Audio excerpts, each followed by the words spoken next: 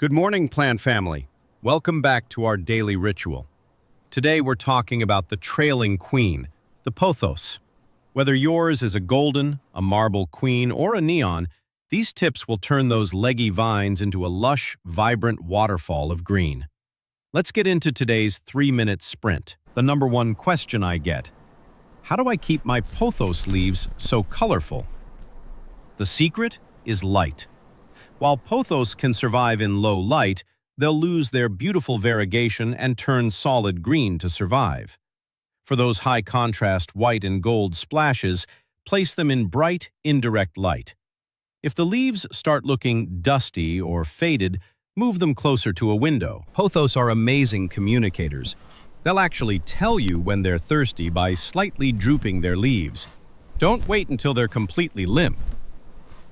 My morning ritual rule: stick your finger 2 inches into the soil. If it's bone dry, it's time for a deep soak.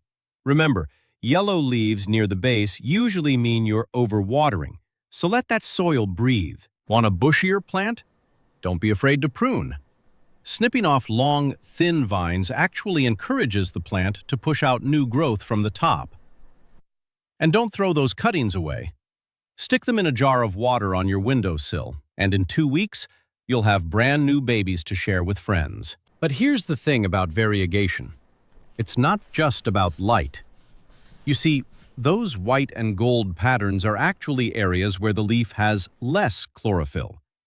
The plant is trading some of its energy-making ability for those stunning visuals.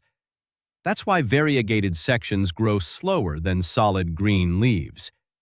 And here's a pro tip. If your pothos is reverting back to solid green, it's essentially telling you it's not getting enough light to support all that beautiful pattern. Give it more brightness, and you'll see those colors return. Now let's talk about temperature and humidity. Pothos are incredibly forgiving, thriving in temperatures between 60 and 80 degrees Fahrenheit. That's pretty much room temperature for most homes. As for humidity, these tropical beauties actually love a bit of moisture in the air.